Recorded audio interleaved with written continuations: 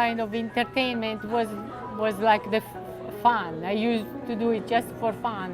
I wanted to work with big dimension, and I started doing installation art, big pieces. I started using the sewing machine because I thought, if I make something huge, I can make something huge out of fabric, then I fold it and I don't need too much storage. Yes, you can sew with the sewing machine, but when you transfer the machine into visual art, you are able to produce a line which is truly three-dimensional.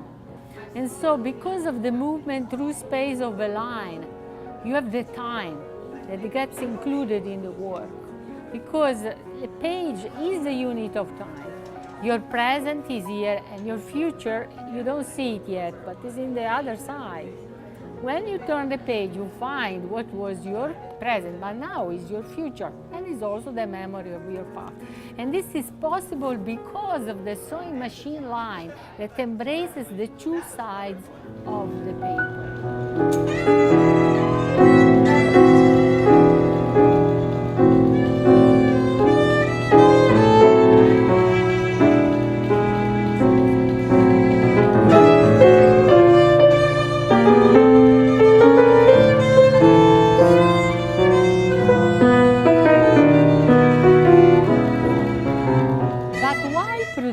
The line also produces a beat, and because of that beat, you can see the beat. The beat is right here. You can remember my beat. You can imagine the sound of my beat just by looking at this. I am dancing. This is a drawing line, but it has a beat, and because of the beat, then I can deal with the musician. Either the musician go with me or against me, but he has sooner or later to deal with me.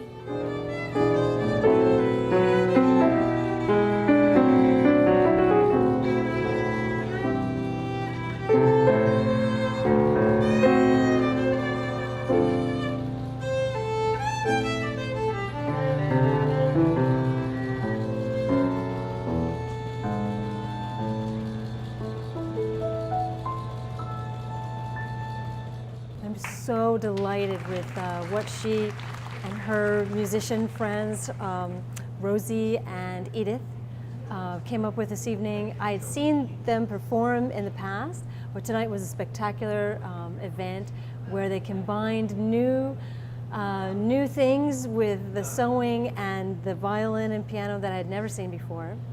I had met Elena a number of years ago and saw her work and saw the books and was just so inspired by them. And then when I curated the show, I knew the work had to be in the show.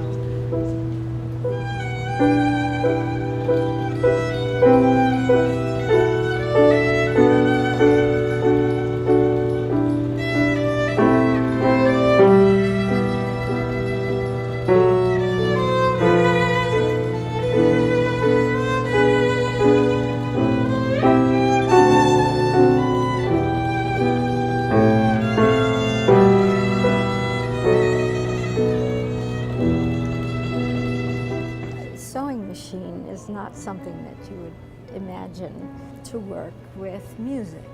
As a matter of fact, musicians throughout history have looked at artwork and it's changed their music. And this actually is the opposite. I don't know of anyone else where, you look at artwork and therefore your music changes. And to do it in real time, because once you perform something, it really doesn't matter if it's recorded, it's videotaped. The real experience, it's gone. Once you finish, it's gone. So you can see it on the video, but it's never the same. So you lose it. But what Elena is doing is, in a sense, she's preserving what she has experienced by us working together, and by creating these extraordinary books of paper, and that is, I think, unique. Why do they shut me out of heaven? Did I sing too loud?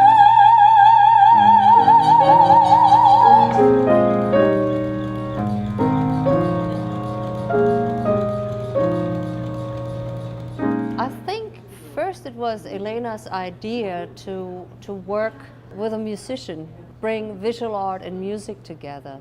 And Edith and I happened to be teachers at the same school. We started to work together, and then she introduced me to Elena, and I went to Elena's studio, and we had a long, wonderful conversation about how to work with art. And I have a long history of working with visual artists or visual stimulation and translating it into music.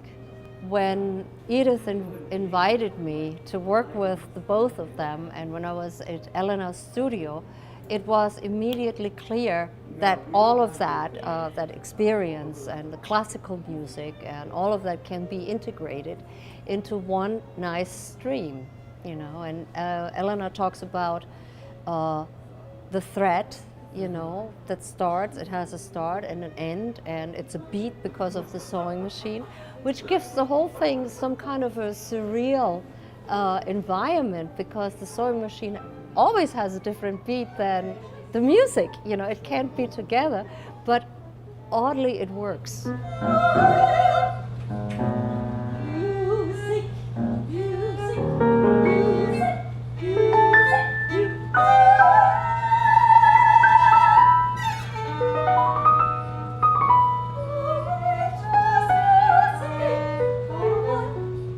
It is a fabulous experience because I majored in liberal arts. The reason why I want to do liberal arts is because I want to pursue afterwards in architecture. And what liberal arts actually have to offer is just to understand the history of art and then how to composite space, and to actually use all the education and experience into actually the workforce is a fantastic experience.